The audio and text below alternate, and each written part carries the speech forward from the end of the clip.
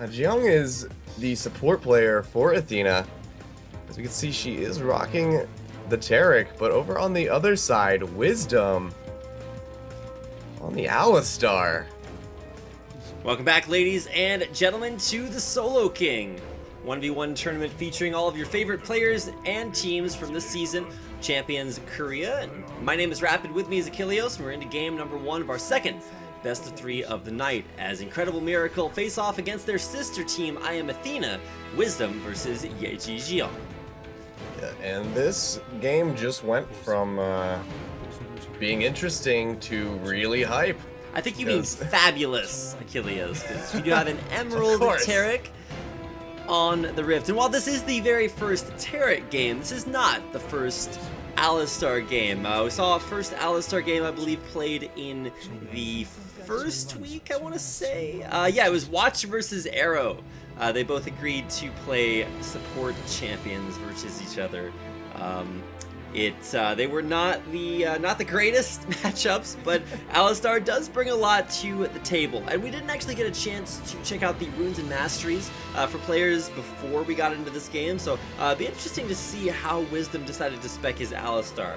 If he went for more attack damage, or if he just wants to pack on the cooldown reduction or ability power, keep those heals up, and of course keep him in the lane.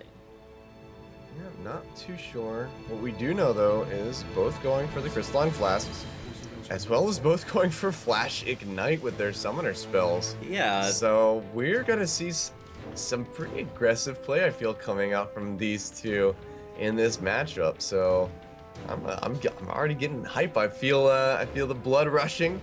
I'm excited to see what's going to happen as we enter this lane phase. Now, a small disadvantage here for Yeji Jeong, because she didn't actually wait back in base. She wasn't able to get the fourth health potion by waiting there. So a little bit of a discrepancy there. And walking up for free auto attacks versus Wisdom, they are just going to hit each other here in lane. This is the weirdest fight I have ever commentated. It's just two support champions walking into a full minion wave and hitting each other. Of course, some spellcasts every once in a while, but this is a very strange 1v1, Achilleos.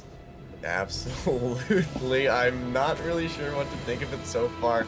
I feel like it's going to be a lot of wet noodle fight, and then they're going to go back, heal up, come back in, and continue wet noodle fight, as we can see right now. Alistar regresses, we see the stun come out from the side of Taric, and then the pots start rolling, and then they're just going to start casting heals on themselves over and over and over again.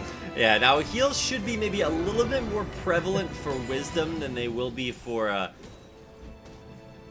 Yeji Jeong. One reason there is that as he takes auto attacks, it actually reduces the cooldown of his Triumphant Roar, the heal. So he's going to be totally okay with just having these auto attack trades because it gives him more heals overall. And kind of the same situation for Taric.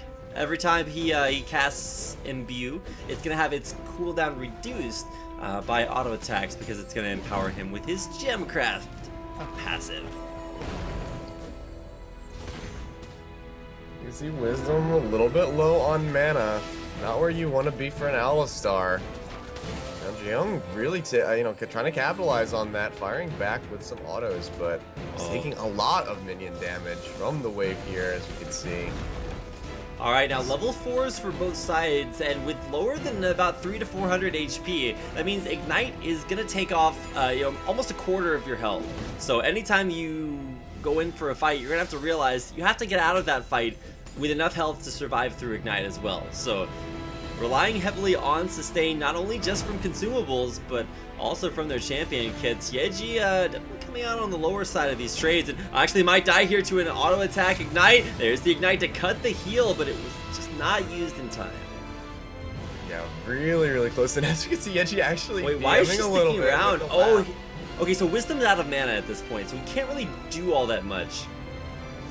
But he's still in a very precarious spot. He gets just enough mana for a Pulverize. She's trying to stun him inside the creep wave, which is actually pretty smart, but she actually might just straight up die here. Oh, he missed the Pulverize. Yeah, and there goes the last vestiges of his mana. could be time for Yeji to kind of fire back here, perhaps, if she can get some of her own. Why would Wisdom use Triumphant Roar there? It's going to allow him to trample to help kind of push the wave, but not only is he never going to have mana ever again until he heads back to base, this actually allows Yeji Jeong to just continue to auto-attack these creeps down, and actually in a little bit of a decent spot here, at least a better one than she was. Yeah, though, as we can see, she is falling a bit behind in CS, now down by about 8, 20 to 20. Nothing too insurmountable, you know, it's not quite to that point yet, but still needs to get in here and make sure she's securing this CS. The trample, like you said, doing work for Wisdom to clear out and get those minions and keep his wave pushing. This is such a strange game to commentate because it literally just comes down to every single auto attack having overall a very, very impactful presence. Now keep in mind, Yeji Jeong does have Ignite still available, whereas Wisdom's is about halfway back off cooldown. So small advantage there, but level 6 for Wisdom. He probably could have picked up a kill by ulting, but keep in mind he doesn't have enough mana to.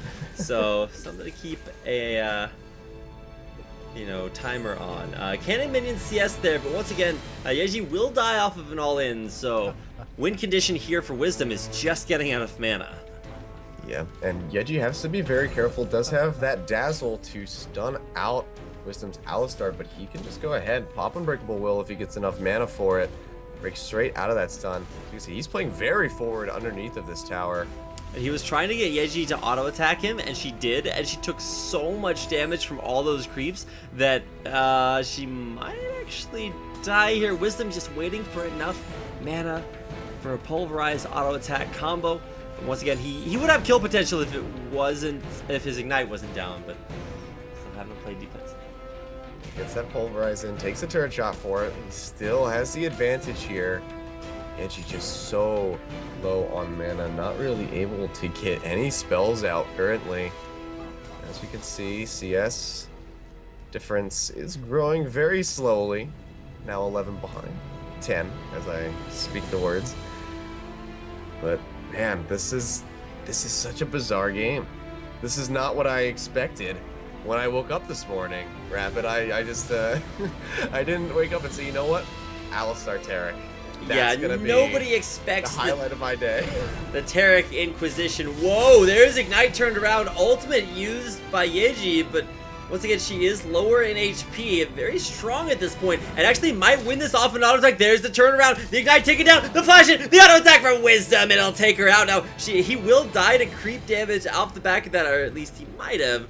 But look at how well played this is for Wisdom. He realizes that she's overextended the second his Ignite comes off cooldown. Flashes in, gets the auto attack, and gets first blood versus Yeji Jeong. That'll be Wisdom taking game number 1 over I Am Athena's player, Yeji Jeong.